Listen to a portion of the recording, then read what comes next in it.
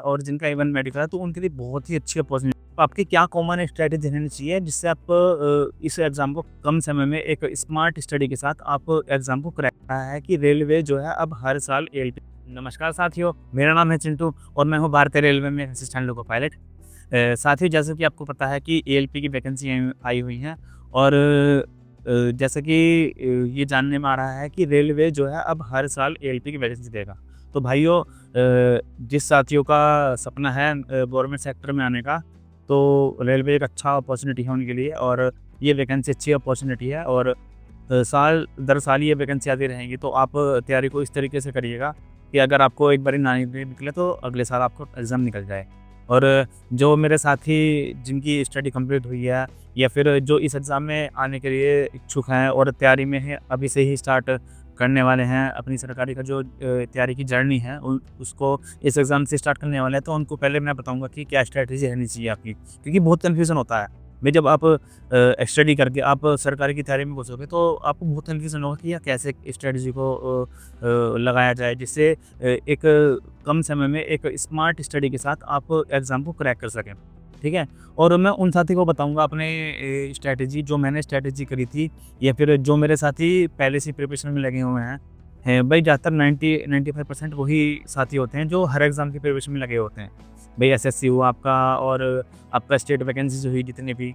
तो आपकी क्या कॉमन स्ट्रैटेजी रहनी चाहिए जिससे आप इस एग्ज़ाम को क्रैक कर सकते हैं? और किस सब्जेक्ट पे, किस टॉपिक पे या फिर क्या स्ट्रैटेजी होगी आपकी जो आपका पर्टिकुलर उस चीज़ पे फोकस हो के आप और एग्ज़ाम की भी प्रिपरेशन कर सकें और इस एग्ज़ाम को भी क्रैक कर सकें आराम से। तो सबसे पहले तो मैं बता दूँ जो मेरे साथी हैं जो तैयारी में लगे हुए हैं तो उनको पहले मैं क्लियर कर दूँ कि क्या-क्या इसमें रिक्रूटमेंट प्रोसेस है और आपको क्या स्ट्रैटेजी होनी चाहिए। तो जैसे कि आपको पता है ऐसे 5 स्टेजेस हैं, सीबीटी 1, सीबीटी 2 आपका, इसके बाद फिर सीबीएटी टेस्ट जिसको हम कॉमन बेस्ड एप्टीट्यूड टेस्ट बोलते हैं, और फिर आपका डॉक्यूमेंट वेरिफिकेशन, उसके बाद होता है मेडिकल एग्जामिनेशन इसमें। ठीक है? तो भाई जैसा कि आपको पता है कि जिस भाई का मेडिकल A1 नहीं है तो वो तो इसमें फिल ही नहीं कर सकता, तो भाई इसको ना करे। ठीक है? और इसमें बात करते हैं सबसे पहले सीबीटी 1 की। और दोस्तों इसके साथ मैं एक चीज़ और बता दूँ, आज की डेट में जैसे आपको पता है कि हमारा खान-पीन इतना अच्छा नहीं है, तो ज़्यादातर साथी इसी इसमें निकल जाता है कि जिनकी आज 6/6 नहीं है। तो फिर भी थोड़ा-सा ईज़ी हो जाता है और दूसरी बात वैकेंसी भी अच्छी है। तो जो साथी प्रिपरेशन में लगे हुए हैं और जिनका इवन मेडिकल है तो उनके लिए बहुत ही अच्छी अपॉर्च्युनिटी है। ठीक है? और जिसकी मैंने बताया था जिसकी आँख थोड़ी-मोटी मतलब 6/9 भी है, तो वो ठीक कर सकता है उसको और आपको डेली योगा कर सकते हो या फिर जो भी आप अच्छे से अच्छे डॉक्टर को इलाज करा सकते हो। तो ये आपके लिए अच्छी अपॉर्च्युनिटी होगी इस एग्ज़ाम को लेने के लिए, एक गवर्नमेंट सर्वेंट बनने के लिए। तो बात करते हैं इसमें सबसे पहले सीबीटी 1 की। सीबीटी 1 में क्या है, जो सीबीटी 1 होगा वो केवल क्वालीफाइंग नेचर होगा। यानी कि जब सीबीटी 2 में आप बैठोगे तो सीबीटी 1 केवल बच्चों को छाँटेगा, जितने भी आपके कैंडिडेट होंगे उनको छाँटेगा और उनको छाँट के जो वैकेंसी का 15 गुना है वो सीबीटी 2 में लेगा। तो आपको उन 15 गुना में आना है। यानी कि जितनी आपकी वैकेंसी है 9,970 वैकेंसी है तो उसका 15 गुना लगाओगे आप 1,49,000 यानी करीब 1.5 लाख। तो आपको सीबीटी 1 केवल 1.5 लाख के अंदर आने के लिए ही सीबीटी 1 क्रैक करना है। तो सीबीटी 1 आप अच्छे स्ट्रैटेजी से करोगे तो अच्छा हो जाएगा। और मैं आपको पहले बता दूँ कि सीबीटी 1 में कुछ ऐसे सब्जेक्ट हैं जो सीबीटी 2 के पार्ट ए में आएँगे, जो आपका इम्पोर्टेंट पार्ट रहेगा, जो आपका फाइनल मेरिट बनाएगा। तो आप कैसे कॉमन स्ट्रैटेजी अपनाओगे वो मैं बताऊँगा। क्योंकि अब सीबीटी मेरा मानना है कि सीबीटी 1 के लिए तैयारी मत करो आप। सीबीटी 1, सीबीटी 2 पूरा होल प्रिपरेशन करो आप। ठीक है? तो सीबीटी 1 क्वालीफाइंग नेचर रहेगा आपका। ठीक है? इसमें आपके जो फाइनल मेरिट बनेगी उसको कोई नंबर इंक्लूड नहीं होंगे। सब्जेक्ट बात करते हैं, सब्जेक्ट जो होंगे आपका मैथ, रीजनिंग, जनरल अवेयरनेस और जनरल साइंस, ये आपके 4 सब्जेक्ट रहेंगे। ठीक है? तो भाई हमें इनको प्रायोरिटी पे रखना है कि कैसे-कैसे इनको हम प्रायोरिटी पे रख सकते हैं, जो हम अच्छी स्ट्रैटेजी बना के इसको निकाल सकें। तो सबसे पहले बात करते हैं रीजनिंग की। इनके आपको मैं मार्क्स बता दूँ, जो मैथ है वो है 20 नंबर की, रीजनिंग है 25 नंबर की जो भाई सबसे ज़्यादा है, और 75 क्वेश्चन रहेंगे आपको बता दूँ।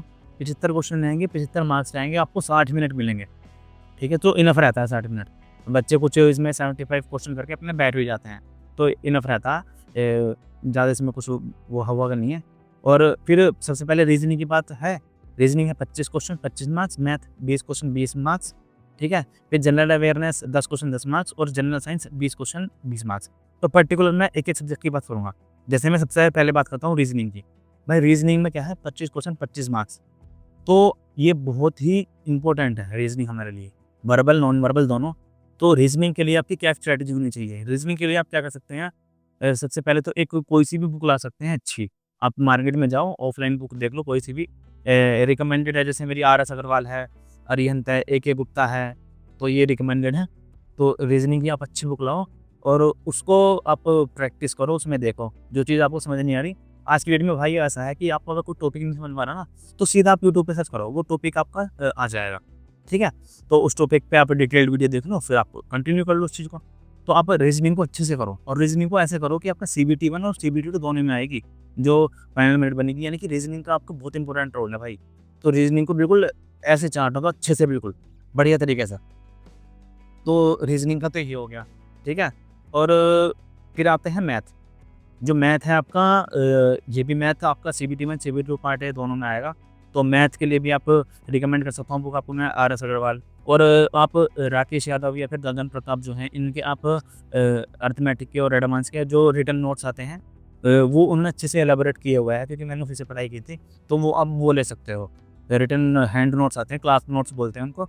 तो वो आप एक-एक क्वेश्चन पर्टिकुलर समझ के वो कर सकते हो। क्योंकि अब मैं बता दूँ कि इसमें आपको चारों सब्जेक्ट में मैथ, रीजनिंग, जनरल अवेयरनेस और जनरल साइंस में इंपॉर्टेंट सबसे सब्जेक्ट कौन है? भाई यही 2 इंपॉर्टेंट है, रीजनिंग और मैथमेटिक्स। क्योंकि रीजनिंग और मैथमेटिक्स एक तो आते हैं सबसे ज़्यादा मार्क्स से आ रहे हैं। दूसरी बात, रीजनिंग और मैथमेटिक्स भाई इसमें आप बट्टे में से बट्टे नंबर ला सकते हो।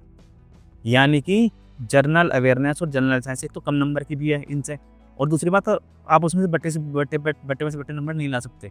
तो आपको मैथ और रीजनिंग पे इस एग्ज़ाम में सबसे ज़्यादा फोकस करना है भाई, मैथ और रीजनिंग, केवल मैथ और रीजनिंग, ठीक है? तो इसको आप जितना अच्छा कर लोगे ना, तो उतने अच्छे नंबर आएँगे और आपकी जो एग्ज़ाम को क्रैक करने के हैं और सीबीटी को क्रैक करने के जो चांसेस हैं, वो काफ़ी हद तक बढ़ जाते हैं। आपने अगर रीजनिंग और मैथमेटिक्स में अच्छा कर लिया हो, ठीक है?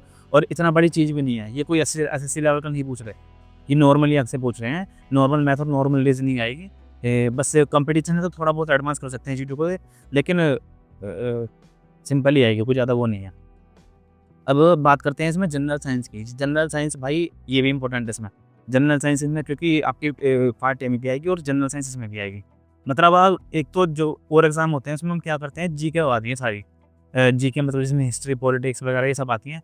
लेकिन इसमें जो फ़ोकस करते हैं रेलवे, वो करता है जनरल साइंस पे। क्योंकि रेलवे सारा ज़्यादा टेक्निकल ही चलता है। तो साइंस पे ज़्यादा फ़ोकस करता है। भई इस पे फिज़िक्स, केमिस्ट्री, बायो इस पे ज़्यादा फ़ोकस करता है। और जनरल साइंस के लिए आपको मैं बता दूँ, सबसे पहले आप स्टार्ट कर लीजिएगा साइंस की जो है लूसेंट। लूसेंट साइंस की आती है, पर्टिकुलर एक लूसेंट, वो स्टार्ट कर लो। और साथ में ही पहले तो एनसीईआरटी कर लो आप। 9th to 10th की एनसीईआरटी बुक ले लो आप, या फिर पीडीएफ ले लो आप। तो वो आप ले लो और साथ में लूसेंट ले लो। और इन दोनों को थोरोली स्टडी कर लो नॉर्मल। आपको कुछ रटना नहीं है, आपको एक आप पेन ले लीजिएगा, या फिर एक मार्कर आता है जो मार्क करने वाला होता है, उसको मार्क करके आप जो आपकी चीज़ें हैं इंपॉर्टेंट उनको आप पढ़ लो कि ये काम की चीज़ है इसमें, और उससे आप निशान भी लगा सकते हो, ठीक है? तो आप उनको एक बारी पढ़ लो, 2 बारी पढ़ लो, और फिर रटना नहीं है, वो आपको समझ के फिर आप, मेरा मानना ये है कि आप सबसे पहले ये चारों चीज़ें करके, भई आपने मैथ कर ली, रीज़निंग कर ली, जनरल अवेयरनेस कर ली, जनरल साइंस कर ली, ठीक है? फिर आप ऐसे नहीं है कि उसको पढ़ते रहो, क्योंकि हमारी गलती यही होती है कि हम आगे नहीं बढ़ पाते। मतलब हमें एक टॉपिक आ गया तो उस टॉपिक को हम बार-बार पढ़ते रहेंगे, हमें ये नहीं करना, हमें स्मार्ट स्टडी करनी है। हमें क्या है, एक बारी हमने इन सब्जेक्ट को कर लिया, ठीक है? तो ऐसा नहीं है कि हम इसको हम एक बारी और करेंगे या फिर इसमें से कोई क्वेश्चन आएगा तो हम कर लेंगे। ज़रूरी नहीं होता भाई, हमें कई-कई बारी उसको रिपीट करना होता है। वो रिपीट कैसे करना है वो मैं बता दूँ आपको। रिपीट ऐसे नहीं है कि एक बार पढ़ लिया फिर दोबारा रिपीट करना है, ऐसा नहीं है। आप ये चारों एक बारी पढ़ के सब्जेक्ट, जैसे भी आपके ऑनलाइन कोर्स या फिर जैसे भी आप लोगे, आप ये पढ़ के आप प्रीवियस ईयर क्वेश्चन स्टार्ट कर दो। यानी कि आरआरबी के, जो रेलवे के अब तक के जो एएलपी के या फिर और भी एग्ज़ाम के हैं, प्रीवियस ईयर, यानी कि प्रीवियस ईयर से जब आप करोगे ना, आप उसको कुछ दिन देना प्रीवियस ईयर को, कि रेलवे का जो फ़ोकस है वो किन सब्जेक्ट्स पे ज़्यादा होता है, और उनका जो टॉपिक्स है वो कहाँ पे ज़्यादा फ़ोकस करते हैं। और ये भाई आपको मैं भी नहीं बता सकता। ये जब आप करोगे ना, ये तभी आप समझ पाओगे। प्रीवियस ईयर क्वेश्चन आप उनको पढ़ो, उनको देखो और उनको एनालिसिस करना ज़रूरी है। एनालिसिस करो कि जो रिपीटेटिव क्वेश्चन है वो क्या आ रहे हैं, रेलवे किस टॉपिक से ज़्यादा पूछ रहा है। जैसे मेरे टाइम पे क्या था, बायो इम्पोर्टेंट थी बहुत। भाई बायो ही बायो थी उस टाइम पर। तो बायो से बहुत क्वेश्चन पूछे जा रहे थे। हो सकता है आज भी अब भी पूछे जा रहे हो। मैंने फिलहाल इतना थॉरोली स्टडी नहीं किया, जैसे एग्ज़ाम आ रहे हैं पेपर। तो प्रीवियस ईयर पेपर को आप पढ़ो, उनको एनालिसिस करो और फिर दोबारा अपने सब्जेक्ट्स पे आओ, ठीक है? तो आपको यही करते रहना है, ठीक है? तो ये चीज़ हो गई। फिर आता है जनरल अवेयरनेस। जनरल अवेयरनेस में आप सिंपल सी बात है भाई, इसमें 10 नंबर की आ रही है जनरल अवेयरनेस, यानी करंट अफेयर आपके 10 नंबर की है। तो भाई मेरा मानना तो ये है कि आप इस पे ज़्यादा फोकस मत करो। आप क्या है, जैसे ही आपका एग्ज़ाम आएगा, सीबीटी 1 आएगा, आप 1 महीने पहले एक ईयरली मैगज़ीन आती है, ईयरली मैगज़ीन या फिर आप ऑनलाइन किसी को भी ईयरली जो है करंट अफेयर पढ़ सकते हो। तो क्योंकि ये कोई ऐसा यूपीएससी एग्ज़ाम नहीं है कि आप डेली आपको मैगज़ीन पढ़नी है, डेली न्यूज़पेपर पढ़ने हैं, ऐसा नहीं है। आप 1 महीने पहले ही, क्योंकि आपको याद भी तभी रहेगा, भई 1 महीने पहले जो चीज़ पढ़ोगे आपको वो पेपर में याद रहेगा कि ये था। तो आप 1 महीने पहले ही इसकी जनरल अवेयरनेस को पढ़ो। और कम मार्क्स की है तो इतना इस पे वो भी देना हुआ है, तो 10 नंबर की है, इसको ले सकते हो आप, ठीक है? और इसके बाद सिंपल सी बात है मॉक टेस्ट। आपको 60 मिनट बैठना है, 60 मिनट में 75 क्वेश्चन करने हैं, तो आपकी क्या स्पीड होनी चाहिए? आपकी स्पीड के साथ आपकी एक्यूरेसी भी चाहिए। भाई 1/3 की मार्किंग है नेगेटिव, ये मैं आपको बताना भूल गया। 1/3 की नेगेटिव मार्किंग है। 1/3 मतलब 1/3 जो होता है आपका बहुत ज़्यादा होता है। आपका सीबीटी 1 और सीबीटी 2 दोनों में। जो आपका सीबीएटी टेस्ट होगा, साइको टेस्ट, उसमें आपका नेगेटिव मार्किंग नहीं होगी। तो ये आपका सीबीटी 1 की स्ट्रैटेजी होगी जो हमारे नए साथी हैं। तो आई होप आपको थोड़ी बहुत क्लियर हुई होगी स्ट्रैटेजी जो है इसकी। इसके बाद करते हैं सीबीटी 2 की। सीबीटी 2 की बात है, भाई इसमें 15 गुना बच्चे लिए जाएँगे, तो यानी कि आपके 1.5 लाख के आस-पास इसमें कैंडिडेट होंगे हमारे साथ, ठीक है? और मैं आपको बता दूँ कि कॉम्पिटिशन थोड़ा-सा कम भी हुआ होगा भाई। जो 18,000 वैकेंसी हैं इसमें काफ़ी निकल गए होंगे, चले गए होंगे बच्चे, ठीक है? तो कॉम्पिटिशन थोड़ा-सा ईज़ी भी है, ऐसा नहीं है। और A1 मेडिकल में ही निकल जाते हैं बहुत सारे तो, या फिर पहले से ही वो हेल्थ इश्यूज़ होते हैं उनको, तो वो नहीं कर पाते। तो आपके लिए काफ़ी ईज़ी रहता है इसमें।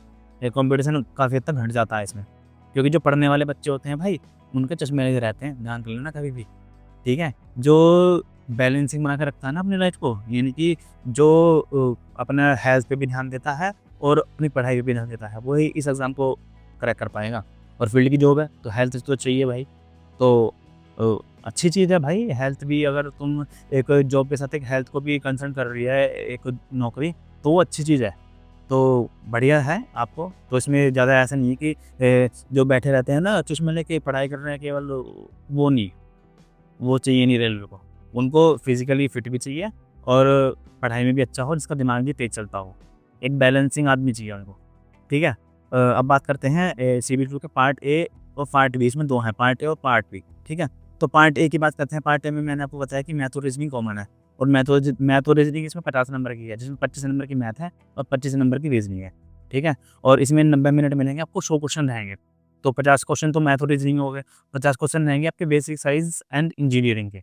ये आपके 50 मार्क्स रहेंगे। इंजीनियरिंग आपकी, यानी कि जिस ट्रेड से आपने इंजीनियरिंग या फिर आईटीआई फिर डिप्लोमा करा है, तो उस ट्रेड से ही रिलेटेड आपको इंजीनियरिंग के क्वेश्चन पूछे जाएँगे इसके अंदर, ठीक है? जो भी आपके रिलेटेड ट्रेड होगी, ठीक है? तो बेसिक साइंस एंड इंजीनियरिंग में आपका जो है 50 मार्क्स हैं। तो इसके लिए मैथ और रीज़निंग के लिए तो मैंने आपको बता दिया कि आपकी सीबीटी 1 से ही तैयारी होनी चाहिए भाई। इसमें क्या है, थोड़ा-सा और एडवांस पूछ लेंगे, तो आप वो तभी से तैयारी करो। क्योंकि वो अच्छी बात है ना, वो सीबीटी 1 फिर आपका आसान हो जाएगा। तो मैथ और रीज़निंग के लिए तभी से तभी तैयारी करो आप, अच्छे मार्क्स आएँगे इसमें। और पार्ट ए ही जो है आपका वो मेन है, जो आपको सिलेक्शन दिलाएगा भाई, एएलपी जो बनाएगा आपको, वो पार्ट ए है सीबीटी 2 का। क्योंकि इसके 70% मार्क्स जुड़ेंगे, और जो आपका साइको टेस्ट होगा सीबीटी 2 के बाद, उसके 30% मार्क्स जुड़ेंगे। तो 70 और 30 यानी कि पूरे 100 में से जो फाइनल मेरिट बनेगी, वो बनेगी आपकी 100 नंबर में से, ठीक है? तो ये इम्पोर्टेंट है पार्ट ए इसका। ये आपका है मेरिट जो है ये बनाएगा। तो जितने अच्छे मार्क्स होंगे आपके इसमें, उतने ही अच्छे आपके चांसेस होंगे, ठीक है? तो बेसिक साइंस एंड इंजीनियरिंग के लिए जो आप ऑनलाइन भी ले सकते हैं, ऑनलाइन काफ़ी कोर्स पढ़ा रहे हैं, और आप इसके लिए बुक रिकमेंड कर सकता हूँ मैं आपको, किरण की है, यूथ की है। आप कोई सी भी बुक ले लो और प्रीवियस ईयर करो। जो प्रीवियस ईयर होंगे आपके, उसको करो आप, तो आपको आइडिया लग जाएगा कि हाँ, इसमें कहाँ से क्वेश्चन पूछे जा रहे हैं, और उस टॉपिक को सर्च करो ऑनलाइन ही, और उसको थोरोली स्टडी करो जो ज़्यादा पूछा जा रहा है। तो बस यही आपकी स्ट्रैटेजी होनी चाहिए, ठीक है? और पार्ट भी आपका है ही, उसमें 60 मिनट मिलेंगे, 60 मिनट का आपको 75 क्वेश्चन करने पड़ेंगे। और इसके लिए भी ऑनलाइन और ऑफलाइन जो हमारे में बुक आती है, उस बुक को आप अच्छे से पढ़ लो, थोरोली स्टडी करो, ठीक है? क्योंकि इसमें आईटीआई वाला इस तरह से हो जाता है और आप ज़्यादा भाई ज़्यादा मोटी बुक नहीं रहेगी वो, जो ट्रेड की बुक रहेगी वो पतली की बुक रहेगी। तो आपको उसको अच्छे से स्टडी करना है और इसमें 75 में से आपको क्वालीफाइंग नहीं चल रहा है। इसमें कुछ ऐसा आपको कट ऑफ क्लियर नहीं करनी कि आपको मैक्सिमम मार्क्स लाने हैं। आपको 75 में से लगभग 27 नंबर लाने हैं। तो 27 नंबर लाके या फिर जो 26.25 है 35% मार्क्स। तो अगर आपको ट्रेड की कोई सी बुक पढ़ लोगे ना जो आपकी ट्रेड से रिलेटेड बुक है, तो वो उस बुक को आप पढ़ लोगे वो, तो आपका हो जाएगा इसमें। अब बात करते हैं इसमें सीबीएटी की। सीबीएटी में क्या है 8 होना बच्चे बुलाए जाएँगे। साइको टेस्ट जो है अपना, साइको टेस्ट में भी आपको उसमें मॉक टेस्ट ही होते हैं मेन, आपको इंस्ट्रक्शन पढ़नी होती है और आपको मॉक टेस्ट देने होते हैं। ठीक है, वो आपको जब मॉक टेस्ट जब आपका सीबीएटी आएगा, तो उसके लिए आपको 10-15 दिन काफ़ी हैं भाई, इसके लिए सीबीएटी टेस्ट के लिए। आपको 10-15 दिन मिलेंगे ना, इनफ है वो। तो सीबीएटी होगा, उसके बाद आपका डॉक्यूमेंट वेरिफिकेशन होगा, जिसमें आपको डॉक्यूमेंट अच्छे से सारे ले जाने होंगे अपने सेंटर पर, जहाँ भी आपका सेंटर होगा और उसके बाद मेडिकल होगा, उसके बाद आप एएलपी बन जाओगे और नौकरी करोगे मेरी तरह। तो अब बात करते हैं मेरी स्ट्रैटेजी क्या थी। मेरी स्ट्रैटेजी दोस्तों यही थी, दरअसल जो 95% साथियों की स्ट्रैटेजी रहती है वो मेरी तरह ही रहती है। क्योंकि आप पर्टिकुलर किसी एग्ज़ाम की फोकस नहीं कर रहे। जो पढ़ रहे हैं साथी मेरे वो एक नॉर्मल सरकारी की तैयारी कर रहे हैं। यानी कि वो एसएससी आपका स्टेट एग्ज़ाम, रेलवे की एनटीपीसी वैकेंसी सब पे तैयारी करते हैं वो। तो मैंने भी ऐसी तैयारी करी थी। तो सिंपल सी बात है, इसमें मैथ और रीज़निंग तो मेरी स्ट्रॉन्ग थी जब मैं कंटिन्यूएशन में था, और इसके बाद एलपी की वैकेंसी आई थी। तो मैथ और रीज़निंग मेरी कंटिन्यू चल रही थी और मैंने थोड़ा-सा इसको प्रीवियस ईयर पढ़ लिया। मैंने तो क्या करा, इसमें मुझे तो काफ़ी कम टाइम लगा था एएलपी की प्रिपरेशन करने में, क्योंकि मैंने मैथ और रीज़निंग करी हुई थी और लूसेंट से साइंस वगैरह पढ़ी हुई थी, क्योंकि वो भी आती है और एग्ज़ामों में। तो इसमें बस मुझे बेसिक साइंस एंड रीज़निंग पढ़नी थी और ट्रेड पढ़नी थी। ठीक है? और लास्ट में साइको का था वो पढ़ना था। तो जो भाई मेरा तैयारी कर रहा है, या फिर पहले से जो मेरा साथी तैयारी कर रहा है, तो उसके लिए तो थोड़ा-सा ईज़ी हो जाएगा।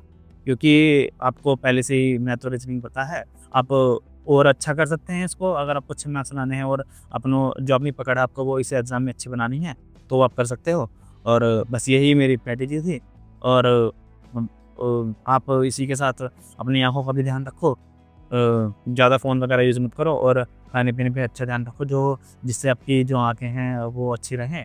और बस आपको यही स्ट्रैटेजी थी। और ये आपको वीडियो अगर अच्छी लगी हो, और मैं आपको ऐसी ही वीडियो लाता रहूँगा, आपको ऐसे ही गाइड करता रहूँगा। क्योंकि भाई मैं पढ़ाऊँगा तो हूँ नहीं, मेरे से अच्छे-अच्छे टीचर हैं बहुत, और हम ड्यूटी भी करते हैं भाई अब। तो मैं आपको भाई हम जॉब कर रहे हैं, मैं आपको इस जॉब से रिलेटेड जो भी चीज़ें होती हैं वो मैं आपको अच्छे से इलैबोरेट कर सकता हूँ। क्योंकि मैंने सब कुछ फ़ील करा हुआ है। ठीक है भाई? और आई होप आपको मेरी वीडियो अच्छी लग रही है, और जो आपको मेरी जानकारी है वो अच्छी लग रही होगी, तभी आप आ रहे हो, और मुझे उससे सपोर्ट भी मिल रहा है भाई। तो इसी के साथ मुझे सपोर्ट करते रहो, और वीडियो अच्छी लगी हो आपको तो लाइक करो, और जो भी आपके कमेंट हो वो आप कमेंट सेक्शन में सकते हो, मैं आपको क्लियर करूँगा। इसी के साथ मिलते हैं एक नेक्स्ट वीडियो में। तब तक के लिए जय हिंद, जय भारत, नमस्कार।